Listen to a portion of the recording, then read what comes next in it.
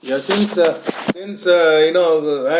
the most important topic that Ms. Aparna has chosen for today is Satyagraha, and we will see as to how Satyagraha really has made India's experience a kind of a achievable goal, and which Indians achieved, and also how Satyagraha seems to occupy still a key kind of an idea in the Indian consciousness of all the Indians, and how Indians also need to probably practice that kind of a value even today, if at all we are very serious about a desire to have a society that is peaceful, that is prosperous, and also that is progressive. Otherwise, we will see that violence is, I don't know, to speak a little bit of violence, the violence doesn't seem to be holding any benefit for us, simply because whatever progress is achieved, the moment the society becomes violent, be it engaged by few groups of people, or two groups of people, or more than two groups of people, we can see that all the progress that is achieved by society with our hard own labor, and also with our hard-earned money that is invested by the government into various development programs, tend to become nullified by any act of violence. In any case, we will also see as to how, and we will also come to the last part of the thing as to whether India is a violent society or is a non-violent society. But nonetheless, since I think you must remember that what General Smuts talked about Gandhi, that no generation would ever believe that such a man walked on this earth in flesh and blood, who could bring about a real transformation in India's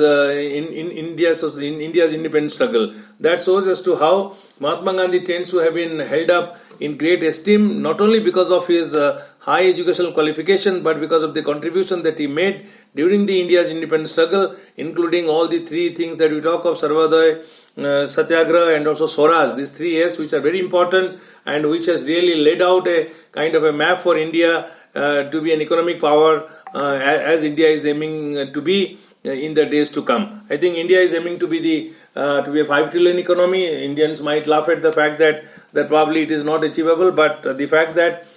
we have a growth story, and we have progressed quite a lot, and that is how India still can achieve the 5 trillion economy in the years to come, by 2025, as they say, and probably that will be the kind of a golden era for India in terms of economic progress. But without wasting time, we will focus on the main topic, that is Mahatma Gandhi. And when Gandhi tends to have talked of Satyagraha, that seems to have revolutionized the Indians, who were otherwise living with a lot of deep remorse, and seem to have also brought them into the so-called mainstream independence struggle,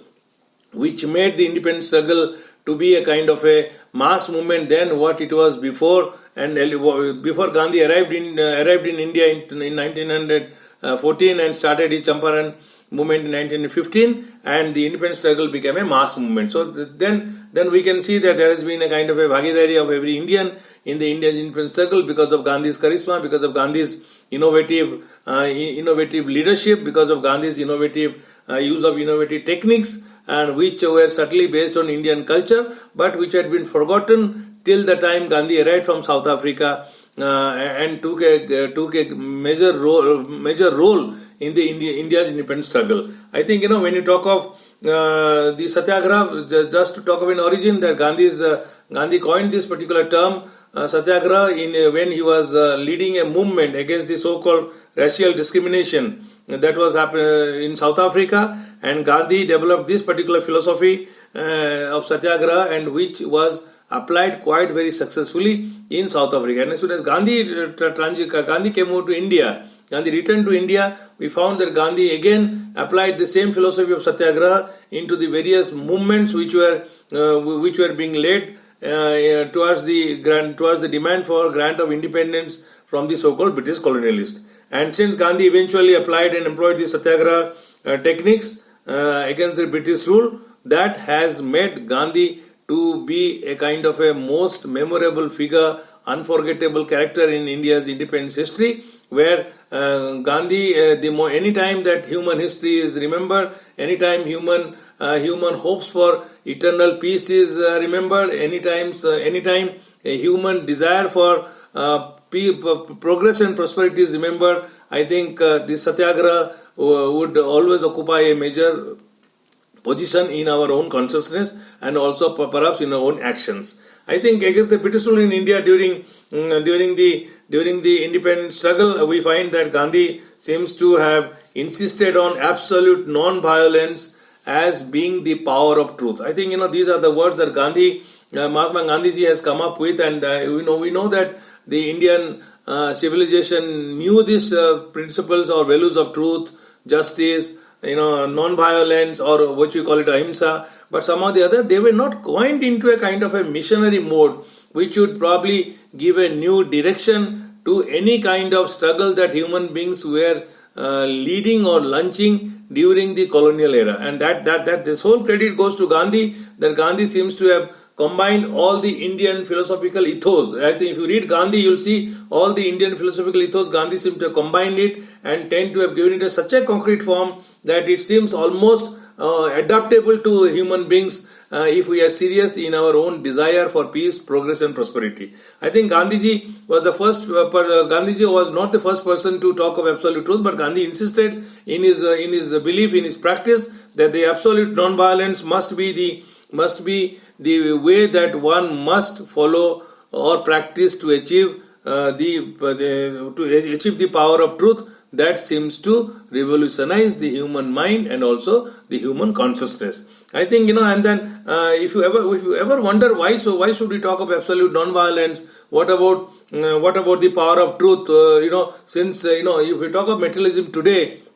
we find that as right from the Marx till today, you'll find whosoever has been writing against materialism or has been criticizing or reflecting on the values that capitalism seems to be spreading in all the countries in the name of globalization, we'll probably see that truth seems to be far away, where everybody seems to be, since everybody has been geared to be making to be more profiteering, to be making more profit, we seem to be taking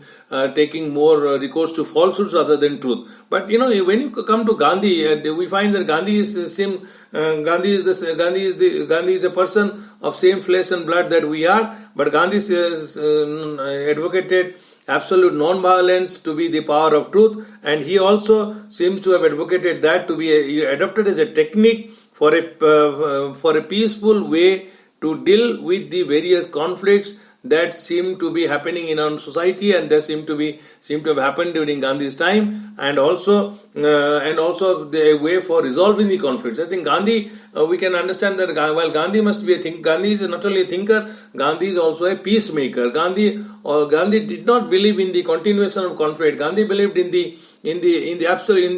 establishment of peace in the society, because Gandhi realized that any kind of violence that may occur in the society will probably be able to have divisive impact rather than any kind of a peaceful resolution dispute, which will certainly leave our society much more united than what it is before. I think when you talk about Satyagraha, the word that he coined it by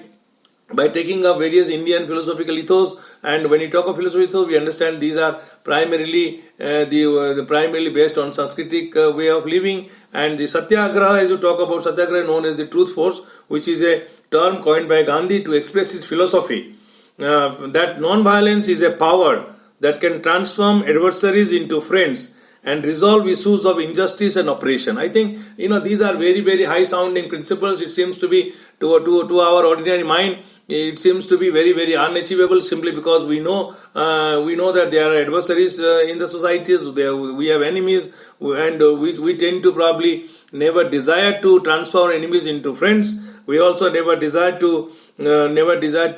fight against injustice. We probably never desire to fight against oppression, although there have been social movements here and there, but we find that there is an absolute lack of a generalistic, holistic social movement which would rid India of oppression, which would rid India of injustice. But nonetheless, Gandhi used this term Satyagrah simply because Gandhi wanted that his philosophy should be coined in such a manner that people should be energized to use non-violence as a power, as a means, as a way to transform their adversaries into friends, and also to resolve issues of injustice, oppression, which are there in the Indian society. I think when you talk of this Satyagraha, we remember that Gandhian idea of Satyagraha tend to have had worldwide influence, and more particularly whenever we talk of Gandhi, we remember that it is Nelson Mandela's struggle against apartheid South Africa also owes its origin and success to the Gandhian way of Satyagraha or Gandhian means of Satyagraha. And we also know very well in our own world's history that Martin Luther King Jr.'s struggle against the racial injustice in United States of America, and also the William Bevel's, James Bevel's independence, James Bevel's struggle in United States also owe their origin to Gandhi's way of Gandhian principle of Satyagraha. So that shows that that the Gandhian principle of Satyagraha, before we go more into detail, not only had a very, very wide and far-reaching implication within the country, it also had worldwide implication too. So here we find that while the world was remembering India about being a colony, that time India was being talked of as a colony since because the Britishers were there and nothing positive was being talked about India as such. But when Gandhian principles, Gandhi started leading independence struggle, it seems Gandhi not only became famous for his own principles of Satyagraha, Gandhi also made India famous for having led such a peaceful struggle against the so-called mighty of the British Empire, and also to have been able to give independence, to grant independence for our own country. So I think when you look into Satyagraha, how did the word come up? Etymologically, when you talk about it, we find that the word Satyagraha is derived from the Sanskrit word Satya and also Agraha. And the Satya and Agraha, Satya stands for the Sanskritic principle, Sanskritic word for truth, and also Agraha, as you talk of it, Agraha tends to be known etymologically as to grasp or to hold on to. So when you talk of Satyagraha means etymologically means grasping or holding the truth, holding on to the truth. In other words, Gandhi's word of Satyagraha tends to advocate that people must hold on to what is absolute truth rather than go by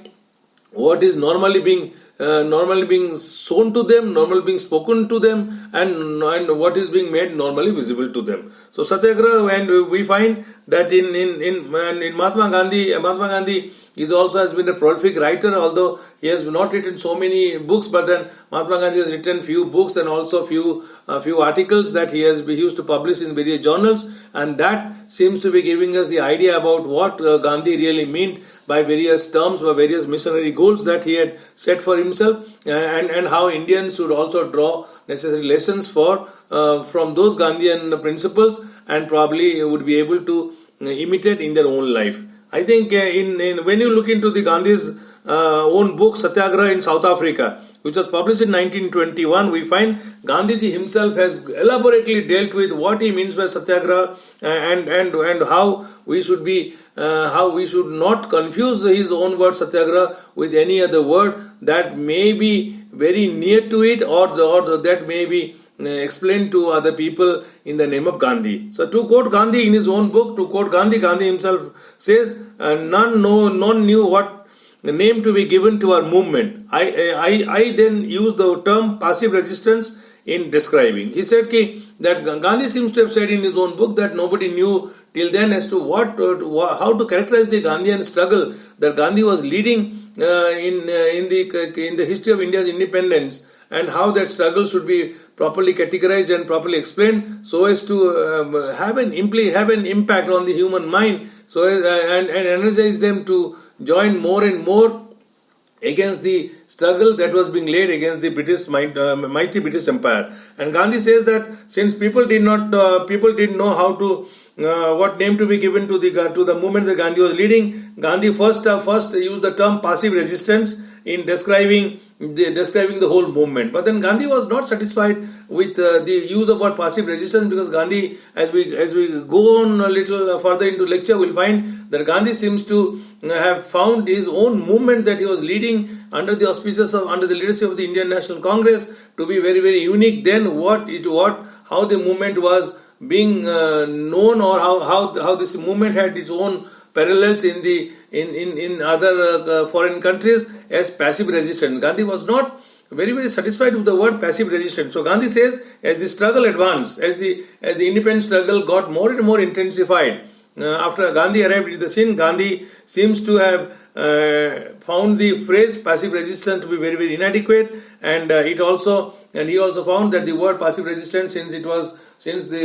such kind of movements or passive resistance movements were also launched in other countries, he found that this word was particularly not giving any unique character to India's independence struggle, and was also in the process creating some kind of confusion in the mind. And Gandhi, particularly since Gandhi was an Indian, Gandhi was a proud Indian in the sense Gandhi felt that everything that will be talked about in India must be unique, must also be talked with a sense of pride, with a sense of honor, with a sense of respect, and also with what primarily should mean is with a lot of self-confidence, and that is how I think, just to tell you a little bit, that it is all the time we probably forget that India is probably the only civilization which has given birth to zero rather than any other foreign country. So that way we could feel that the uniqueness of India's civilization has been not only coining of the new words, it has also been discovering and innovating newer things which were unknown to the Western civilization, which may take pride in today's history as being the most advanced one. But nonetheless, our glorious past tends to tell us that Indians of our past centuries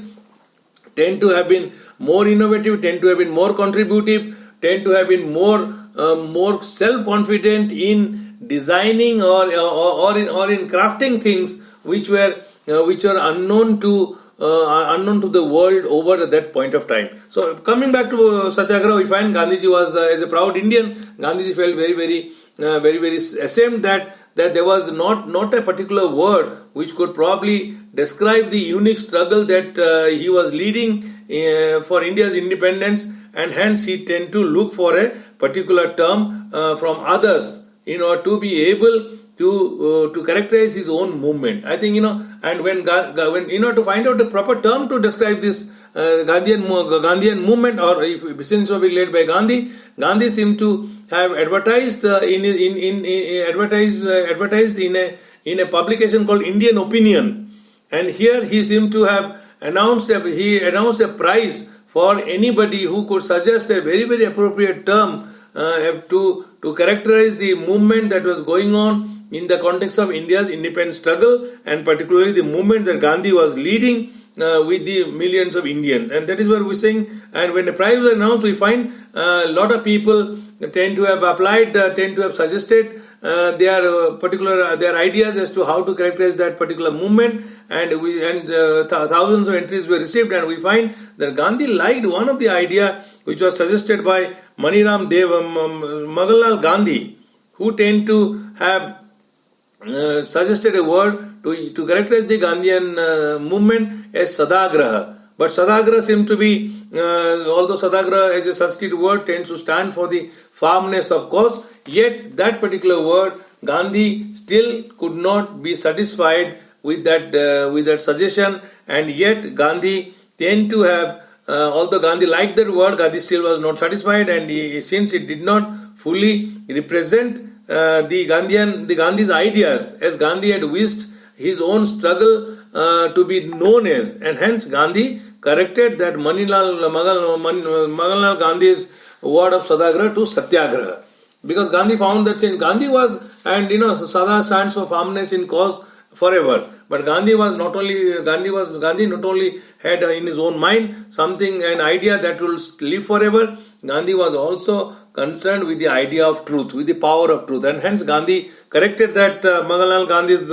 term from Satyagraha to Satyagraha, and that is where we find that and the important thing, if you find in this kind of experiment that Gandhi did it in order to coin a particular term to describe his own struggle, and we find that this struggle also showed the Gandhi's preference for some kind of a consultative mechanism rather than taking a decision himself. I think and that shows as to how Gandhi, the initial notions of democracy, which merely stands for consultation, can be seen in the Gandhi's consciousness for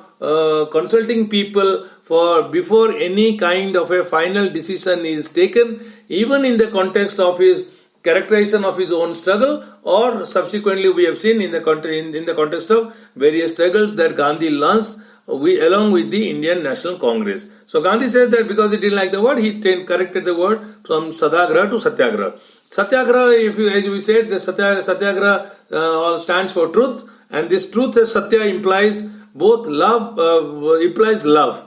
Because Satya means, when you talk of truth, truth is not only merely a word, it tends to be a word full of emotions, which tends to stand for love for truth. In other words, as we say, Satya implies love, and Agra tends to imply, Satya implies love and firmness, and Agra tends to imply engenderedness. Engenderedness means that is synonym for force. When you talk about Agra is like a force. Agra means it's like an expression. If we express for something, if it is tends to be reflective of a passion, it tends to be almost acquiring a nature of a force. Here we find that Satyagraha seems to be reflecting both the power of the love for the truth, firmness for truth, to stand for truth, no matter whatever may come in a way of our activities, and also Agra stands for the kind of engenderedness or some kind of forcefulness which must be there in any kind of activity that we must undertake. And thus we find Gandhi hence began to call the Indian movement Satyagraha. So that is where from Satyagraha tend to have become almost synonymous with India's independence struggle right from the time Gandhi came into India, and Gandhi launched various struggles at different point of time right up to 1947. And whenever we tend to be remembering our own history, we will never be falling in our duty if we do not regard will be falling in our duty if we do not honor the sentiments that tend to be there in the word Satyagraha, and also tend to not treat it as synonymous with India's independence movement. And Satyagraha, as it became a force, we find that this force tend to have become tend to have become the force of truth and love, and also this seems to have also become the force for non-violence. So how ahimsa tend to have come across, tend to have got intertwined, it will come to see subsequently. But nonetheless, we think we must remember that this Satyagraha tend to be different from passive resistance, as we saw in Gandhi's writing, that Gandhi did not like the word passive resistance, since he thought his movement was different from passive resistance, and his movement was something much more than passive resistance. And we say Gandhi seems to have called it a kind of a civil resistance. Because if you talk of resistance and resistance and passive resistance, you'll find that while passive may be being passive may be a non-activity in character, we find that this Satyagraha tend to be more activism, full of more activism rather than mere passivity. So that is why, since Satyagraha tends to have been opposite to passive resistance, Gandhi seemed to have gone in for characterizing his own movement, and Gandhi seemed to have also emphasized on various ways and means during his Principles of Satyagraha, which probably energized the Indians to become part of the Indian national movement. I think Gandhiji, whenever we talk of this Gandhi's idea of Satyagraha, we need to remember Gandhi was influenced. The question that remained, that why did Gandhi corrected the word from Satyagraha to Satyagraha from that of Satyagraha? It's only because Gandhi was highly influenced by the concept of ahimsa. We know Gandhi was a prolific reader. Although he was a prolific writer, he was a good speaker, and Gandhi was also a prolific reader. Gandhi had probably not only Gandhi came from Gujarat, which is the citadel of Jainism. Gandhi is also influenced by all the religious texts that seem to have been part of the Indian civilization, and more particularly we find Gandhi in his own idea of Satyagraha. Gandhi seems to have been highly influenced by the concept of ahimsa, which was found in the Jainism. We know the Jainism stands for non-violence to all living animals, human, all kind of living beings, be it animals, be it human beings. And Gandhi was influenced by this ahimsa, which was found in the Jainism, and he was also influenced by what is known as the Jesus Sermons on the Mount. There was this particular book where it also tends to talk of non-violence to be practiced to all the living beings. We also find that Gandhi was also influenced by Leo Tolstoy's writing, Leo Tolstoy's book, The Kingdom of God is Within You. And he was also influenced by Henry David Thoreau, about whom we read in political science, Henry David Thoreau's civil disobedience. And all these ideas that Gandhi was influenced, Gandhi seemed to have taken them in the right earnest, and Gandhi seemed to have made all these principles to be the principles or part of the so-called Satyagraha movement that Gandhi seems to have launched in the context of India's independence struggle. I think when you look into the book, M.K. Gandhi's, there is a particular writing, M.K. Gandhi has written a small book which is known as Statement to Disorders Inquiry Committee, which he published in 1920. I think according to Gandhi, claimed to have also explained a little more prolifically as to what he meant by Satyagraha, because we remember that although Satya had become the truth had become the part of the Indian culture, but yet people were finding it very strange to understand as to what is this Satya, the power of truth that Gandhi seems to be emphasizing in his own writings, in his own speech, in his own activities, and hence Gandhi took it upon himself to explain as to what he meant by Satyagraha. According to Gandhi, Satyagraha's root meaning is holding on to truth. He says and hence Satyagraha or can also be treated as a truth force, because by talking of Satyagraha, Gandhi said that human beings do not have to do anything except expressing their intensity to hold on to truth, to go on the path of truth rather than look here and there, and hence for him Satyagraha means it is a force of the truth, or it is a truth force. And also sometimes we know that since it is I know in our own daily life we are often told that human beings mostly fight a war internally then externally. It is not the enemy that is outside inspires us or tend to guide us. It is the subconscious that we have, our conscience that we have in our own body that seems to be guiding us and guiding us as to how to cope up with our own personal struggle and also social struggle, so as to be able to overcome them rather than rather than having any feeling of overawe from those troubles. And here we find that this is mostly our conscience which tends to guide us, and the conscience also, as we know, tends to stand for truth. Whatever is the truth, the conscience always tells us that rather than taking recourse to any kind of a short-term means, any kind of a manipulative measure, we must go for truth. Hence, Gandhi also knew that Satyagraha is something which can be identified with our own souls, and also hence Satyagraha is also known most of the times as also a soul force. So rather than being in addition to being a truth force, it is also a soul force. And I think when you talk and I think as we know very well, the Satyagraha became very, very famous as Gandhi applied the Satyagraha that he had practiced, that he had launched, applied against the racial discrimination in South Africa, and started applying it in the context of our own India's independence struggle. And when in the earlier stages of Satyagraha, when Gandhi came to apply it in our own independence struggle, Gandhi discovered that the pursuit of truth did not admit of violence being inflicted on one's opponent. It seems that when Gandhi started applying Satyagraha as a movement in the India's independence struggle, Gandhi discovered that the pursuit of truth, which is what Satyagraha is, does not admit of inflicting any kind of violence on our opponent. Because power of truth seems to be for him, power of truth seems to be not talking of any kind of use or adoption of violent means against our own adversaries. Rather, it should the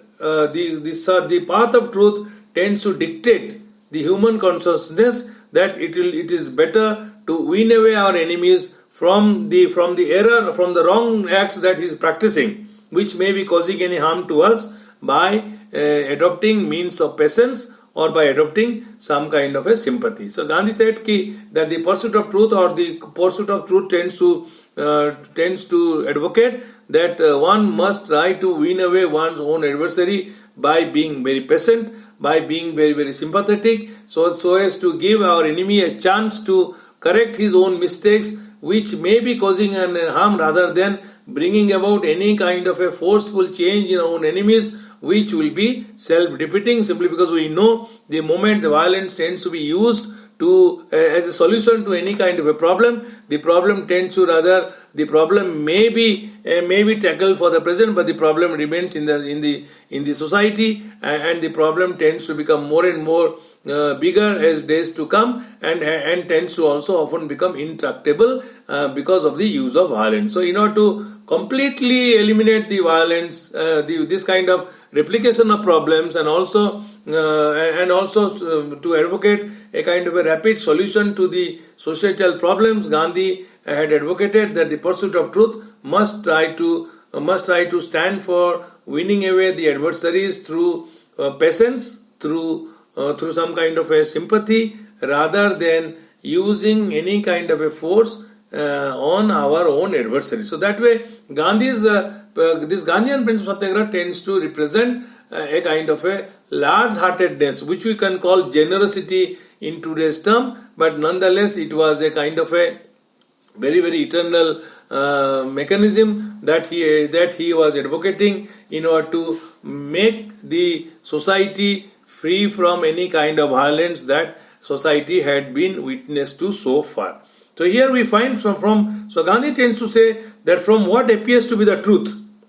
to the one may appear to be the error to the other, because we know a very famous saying that what is freedom to one, what is terrorism to one must be a freedom struggle to other. So because we know that every one of us tend to look at the things very, very differently, and we do not look at the things in a similar manner. So here Gandhi was saying that what one may perceive as right may appear to be wrong, and likewise what one perceives to be wrong may also appear to be right to the other person. So hence he says since for somebody what may appear to be truth may appear to be the wrong side of the truth to the other. Gandhi said that hence one must try to adopt patience as a mechanism so as to give a chance to the person who is doing wrong things, who is doing errors, or whose acts are erroneous, to reform their ways and to come back to the rightful means, so as to win them away to the path of the truth, and get everyone to be the partner in the pursuit of truth within our own society. And here, according to Gandhi said patience. When he was talking of patience in the context of Satyagraha, Gandhi primarily meant patience means nothing. Patience means not passive resistance. It means self-suffering. So when you talk of suffering, we know suffering can be two ways. One could be passive, one could be active. But when we know that we are suffering for the cause of the greater cause of truth, we know that it is something like an active principle. So here Gandhi meant passive, patience means self-suffering, or to be willing to suffer for the cause of truth until the time the action of the enemies, the action of our antagonists are reformed, and until the antagonist reforms to the path of truth by forgetting or by stopping the wrongful acts that he was doing, which was causing a great harm to human beings and also to the human society. Hence Gandhi says that the doctrine came to mean this. When Gandhi was advocating self-sacrifice or self-suffering, as we say, the doctrine primarily meant meant the vindication of the truth, not by infliction of suffering on the opponent, but on oneself. Gandhi was saying that one must have to be ready to suffer or to suffer by ourselves, and since it is required for the vindication of the truth, and one should also stop from committing any kind of forceful act of aggression, if we like to use the word, on the other human beings who may be opposed to us, and must not make the opponent suffer. So look at the principle that Gandhi was trying to talk of. It seems to be a moral principle, but we should remember that Gandhi coined and Indians are emotional, Indians are also religious, Indians are also very much familiar with the cultural, with our own cultural practices, with our own cultural idioms, and that Gandhi probably undertook this way in order to capture the human mind, so as to make them become part and parcel of the India's independence struggle, and not allow them to remain far away from the India's independence struggle, sit at home and do nothing about it, rather than motivate them to do everything actively, which will strengthen the India's independence movement, and which finally led us to India's independence. However, when you come back to, when you talk of Satyagraha again, we know that Satyagraha tends to be different from the traditional violent and the non-violent conflict. When Satyagraha talks of resolution of conflicts, we find this Satyagraha, which tends to stand for self-suffering, tend to be different from what we primarily know as our traditional violent conflicts that were writ large in the Indian society, and also the non-violent conflicts which were there in the Indian society. So here we find, when you look into the traditional conflicts, whether they are violent or they are otherwise, we find that in any kind of a conflict, the primary actor seems to be geared upon to defeat the opponent. And also, and how do we defeat the opponent? We can defeat the opponent either by frustrating the opponent's objective, that he is not able to achieve what he wants to do, or to be able to achieve our own objective by overcoming the obstacles which were being put by the opponents in our own way of achievement. So here, this is the kind of a notion that we tend to normally have when we are involved in our own traditional violent conflict or traditionally non-violent conflict. But here with Satyagraha, we find that Gandhi seems to have an objective which is far more different than what we see in the context of a traditional conflict. So here, I know during Gandhi's time also there were conflicts, but Gandhi wanted that there must be a different way, there must be a unique way, there must be a kind of a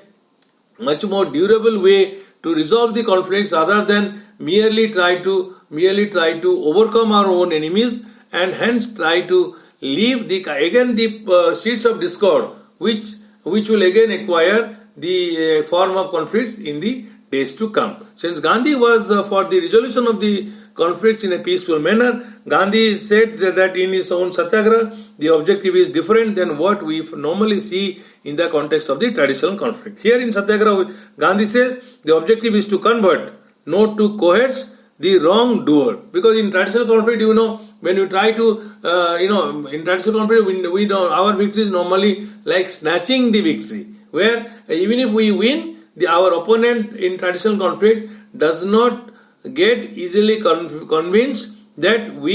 how we won was the correct way, and he also tends to have a feeling or sense of deprivation. And this feeling of deprivation, as we have known, tends to have acquired more and more form, and tends to have also become the dynamo for the future conflicts. But in Satyagraha, Gandhi said, since the idea was to resolve the conflicts in the society comprising human beings, the objective was to convert rather than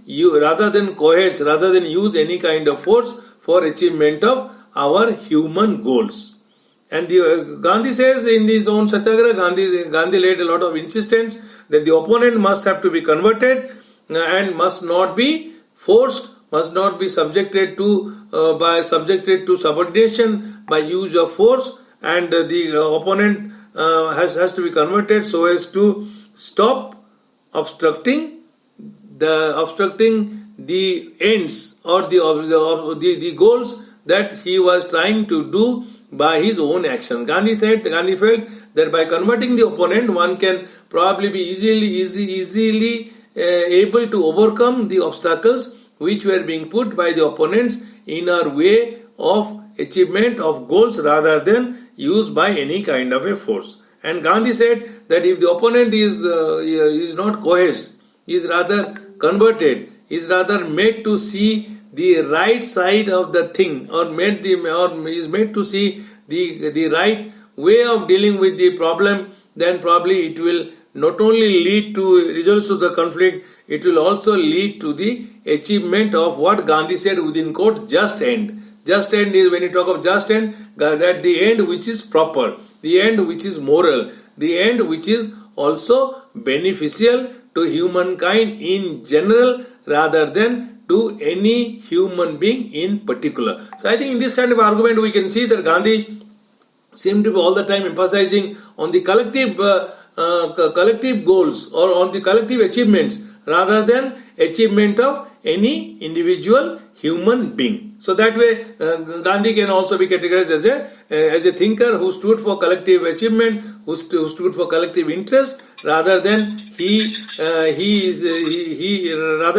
being a purely an individual liberal thinker who stood for individualism only. So here we find Gandhi, and Gandhi says that if at all the opponent can be converted, Gandhi also was very clear, Gandhi was very sure that it will lead to cooperation rather than any kind of conflict, and hence with the just cooperation, when just end can be achieved by the human beings in our own human society, Gandhi called that particular way of conversion of the opponents to be a great successful method. Why great successful method? Because Gandhi felt that this great success can be achieved by cooperation, by cooperating with the opponent to meet a just end that he is opposing, rather than merely defeating him by using some kind of manipulative means in order to achieve one's own narrow goal. So here we can see that Gandhi was for achievement of broader goals. Gandhi was also devoted to cooperation amongst human beings. Gandhi was also devoted to achievement of what we call just ends rather than any kind of selfish end that human beings may have in their own respective heart. So when you talk of this self-just end, we must remember that Gandhi seems to be all the time talking of the societal interest, which you can, if you like, you can think of. It is not only the greater good of the society, as Bentham talked about. Gandhi seems to be talking of the good of every human being that seem to be residing in our own society, and that is where I think you might probably remember or try to read that this has led this particular idea of Gandhi tend to have also led Gandhi to another race that we talked about in the beginning, that is Sarvodaya, the rise of all. Anyway, so when you come back to Satyagraha, we find that in Satyagraha, Gandhi seems to have seen a kind of an inevitable bond between the means and ends. In Gandhi's kind of a programmatic principle of action, Gandhi seems to have emphasized equally both on the means and also on the end. Because we know, since I think the liberal society today, although we tend to boast of globalization, the various kind of innovative and highly developed technologically rich gadgets, we know that our society seems to be almost like in my own way, that is almost seems to be a Machiavellian society, as we read about Machiavelli and Machiavelli wrote about in the late 13th and 14th century during the time of Renaissance. By Machiavelli society, we tend to understand that human beings, in order to be successful, in order to be victorious, in order to be powerful, in order to be wealthy, in order to be more progressive to appear in nature, we tend to be emphasizing more on the end rather than we tend to be emphasizing more on the means rather than on the end. But here Gandhi seemed to be anti-Machiavellian in character, in his own thinking, in his own action, and Gandhi seemed to be giving a lot of equal importance both to the means and also to the ends. Because in Gandhi, it is not the end which justifies the means. It is for Gandhi, means justify the ends. Because he thought that the means will have to be as pure as the ends or the goals may be for the human beings, and there was no division between goals, between means and ends, and both of them will have to stand pure. Both of them have to be pure, and both of them will have to be governed by the principles of truth, and both of them will also have to be governed by the principles of justice. And that is why he says the means and ends both matter, rather than emphasizing on means for achievement of any kind of ends. That is why we find that Gandhi is probably one thinker who is not manipulative, who does not emphasize on adoption of any quick means or any short-term means in order to be able to achieve one's own victory over that of the opponent. So that way we could see that Gandhi was a very, very generous human being. Gandhi loved every living human being, and Gandhi never advocated any kind of a violence to be practiced against any human being, be they of brown skin or be they of white skin. In Satyagraha, we find Gandhi seemed to have shown a kind of a inevitable bond between the means and the ends, and for him, the means and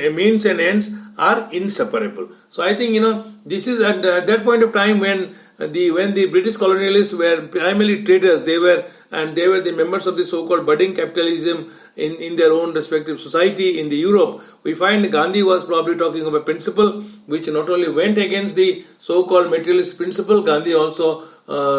demonstrated his own understanding, his own grasp over Indian civilizational values, and also about the principles which are of great importance, great significance, and which are sacrosanct for the survival of humankind. I think here we find that Gandhi seems to be the means that Gandhi seemed to the means ultimately which are used. Gandhi said that they have to obtain any end are wrapped in the very end themselves. In other words, Gandhi said the means and ends are inseparable simply because the means that we tend to follow, tend to use to reach to a particular end, a particular purpose, particular target, or particular ambition. Gandhi says that the same means that we use can also be found to be wrapped up, to be combined and attached to the very goal that human beings tend to look forward to achieve. And hence Gandhi felt that it will be very, very contradictory, since the means can be found embedded, can be found intertwined, can be found inevitably present. In the end, Gandhi found that it will be very contradictory to use unjust means to obtain justice, or to try to use violence to obtain peace. See, if peace is our goal, Gandhi said that using violence to achieve peace will not be a sustainable way, would not be the proper way, simply because that the means can also be found to be intertwined in the end. Since there is no distinction between means and ends for the human beings, one should not have to use any kind of violence to establish peace in the society, and also one doesn't have to use any kind of unjust means to achieve the end, simply because use of unjust means to achieve the end will nullify the end that human beings tend to look forward to achieve, rather than assure them with any kind of a permanent achievement. So in order to have a permanent sense of achievement, I think although all these ideas seem to be very, very improbable, seem to be very, very impossible, seem to be far beyond human comprehension, since we are all very quick human beings, we tend to achieve everything within a short possible period of time, and we don't have much more patience, we don't have much more sympathy for the other fellow in society. These ideas also were not very, very readily adopted by Gandhi, and we know that the means and ends, although they were, and then we know that and the means and ends which were also talked of in the uniform sense, in the united sense in the Indian culture, seem to have been emphasized by Gandhi, and Gandhi seemed to have also used this same means and ends argument to justify the adoption of ahimsa, non-violence, as the mean to achieve our end, that is the peaceful society for the humankind, which will be shorn of conflict.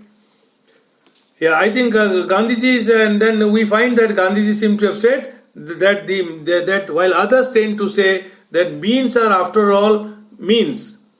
to Gandhi the means are after all everything, and as the means, so the end. In other words, Gandhi seemed to have written in his own writing that while others may be saying that means are after all means, and means should not be seen as being part and parcel of the ends or achievements or the goals that human beings tend to look forward to, but for Gandhi, since he was a moralist, since he was a practitioner of ahimsa, non-violence, he was a passionate seeker of truth, Gandhi seemed to have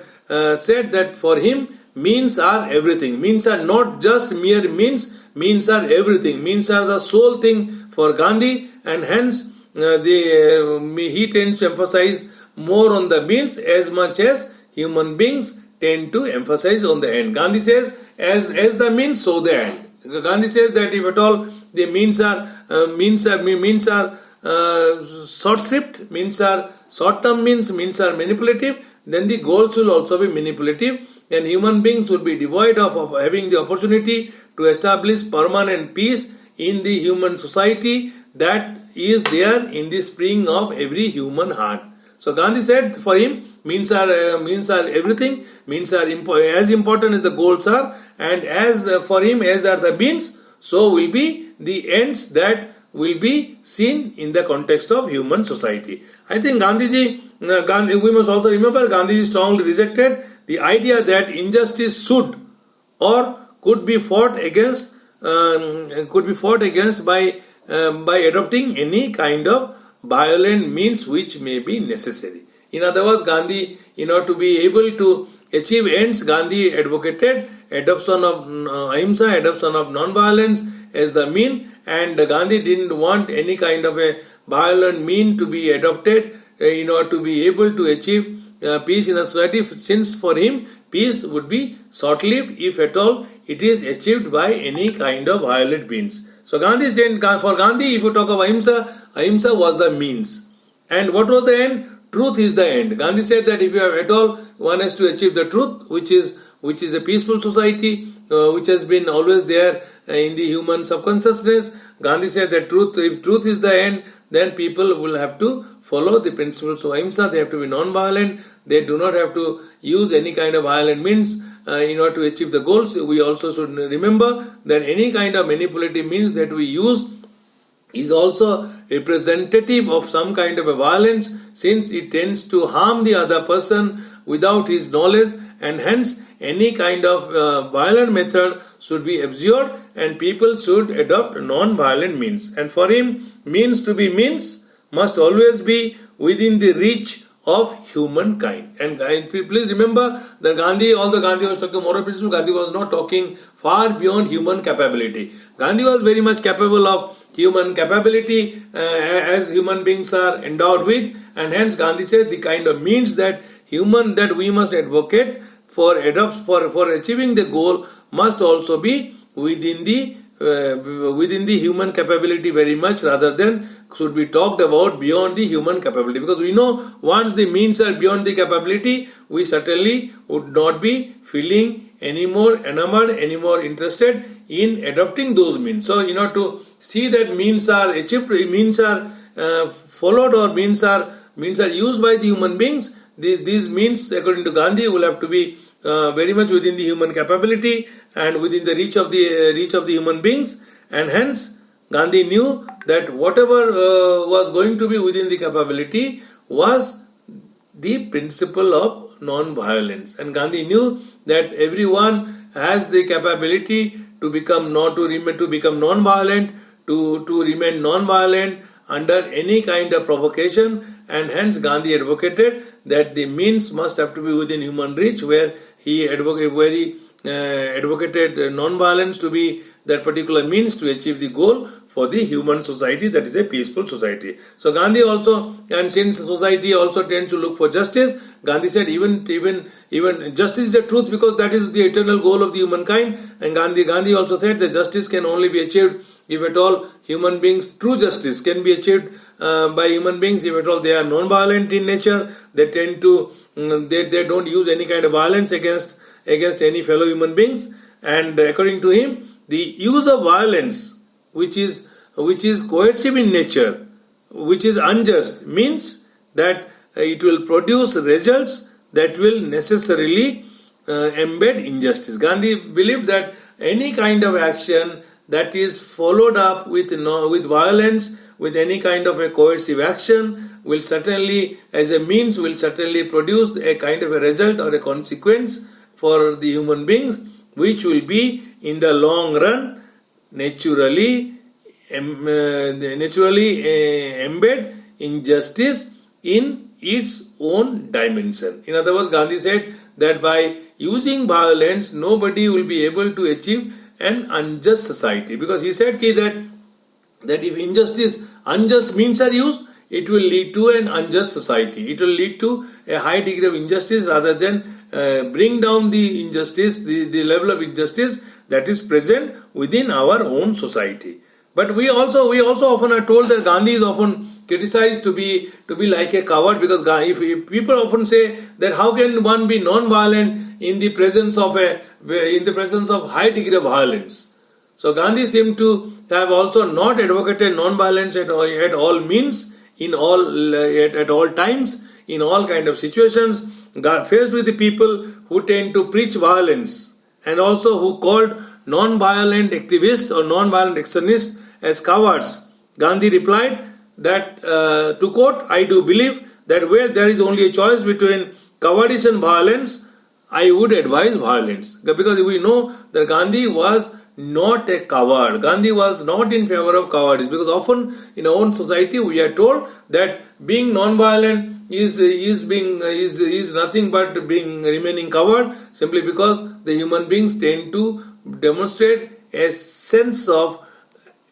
no action, which is reflective of a cowardice or reflective of a coward. But Gandhi said that Gandhi advocated that when one is faced with a choice between cowardice and violence, Gandhi advocated violence, simply because Gandhi was not for any kind of passivity, any kind of any kind of a cowardiceness that could be associated with the human being. And Gandhi wanted that human beings should always be full of action, rather than remain like a passive or like a lifeless human being. Because if you talk of Gandhism, or if you talk of Gandhian ideas, you will know that all the Gandhian ideas seem to be full of actions, rather than reflect or rather than motivate any kind of non-actionness or any kind of inertness in the case of human beings. So here we find Gandhi said,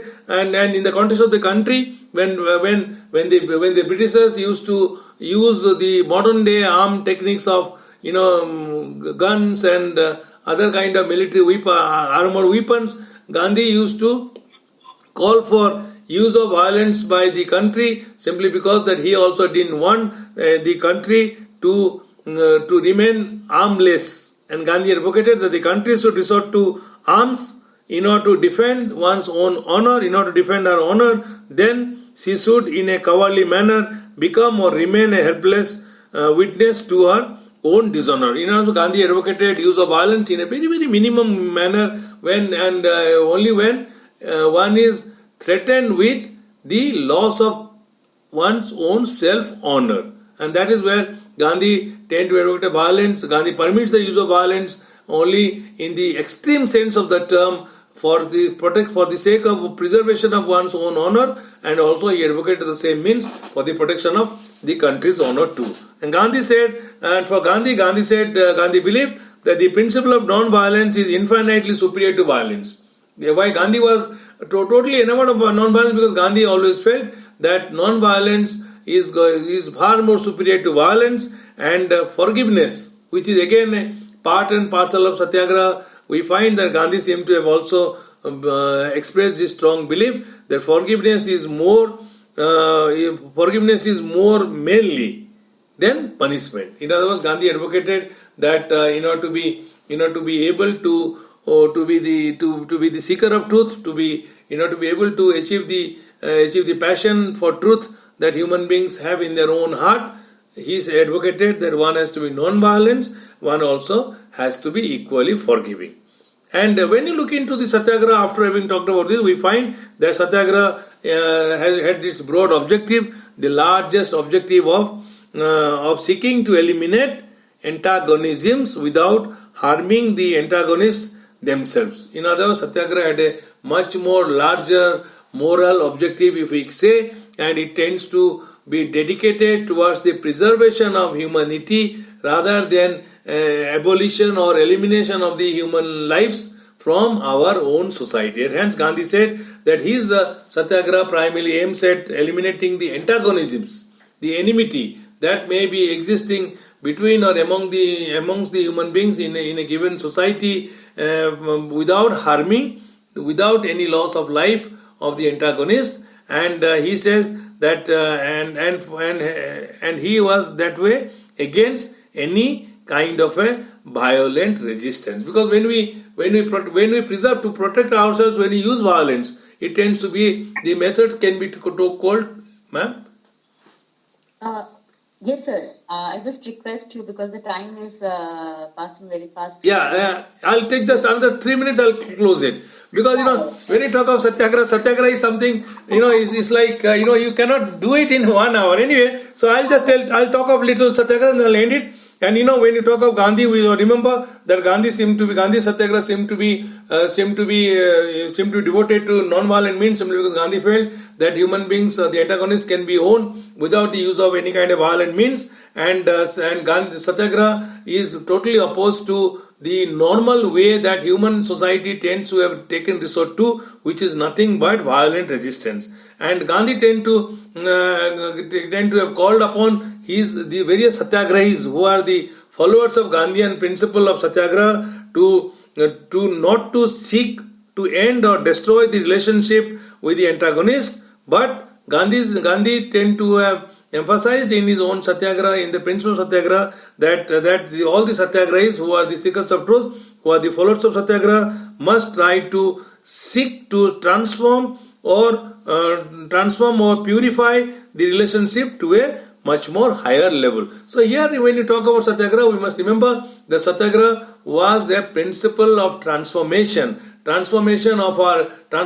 various stages of living, and move on and help us to move on to the highest of living. And hence we can also see that Satyagraha was also a kind of a transformational principle. And when you talk of transformation, we understand it is more societal, it is more holistic, it is also much more beneficial to the society rather than any other principle which may be talking of a temporary control, which may be talking of a temporary measure, which may also thereby be followed up with some kind of a violence. I think, here we will stop here, but we will see that Satyagraha seems to arm the individual with a moral power than any physical power. If you talk of Satyagraha was a moral principle. It was trying to endow the human beings with moral power rather than any physical power. Satyagraha was not making people physically brutal, physically powerful. It was rather trying to make people to be superior in their own consciousness, superior in their own mind, so as to be able to usher in a society which will be peaceful,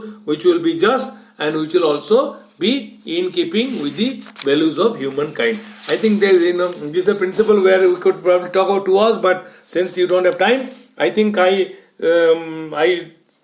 feel that I must have done some justice to the topic. Although Gandhi, if you talk of Gandhi, even feel Gandhian ideas can be seen to be found in the present in the whole human beings. Like we say, God may be there in everybody. It is, when you talk about Gandhi, you'll probably find the kind of divinity that we tend to be looking forward to in the human being, in the human mind, in the human consciousness, can also be seen in the Gandhian ideas. And hence I think it is not a great, it may be a great challenge for every one of us to rise to the level of Gandhi and his ideas than what we normally read about in the newspaper or the society that we may be part of. I think I will end here. Thank you so much. Thank you so much, sir, for such a nice and illuminating presentation on Gandhiji and his idea on Satyagraha. Now, and I'm really sorry, sir, because I have interrupted between your presentation.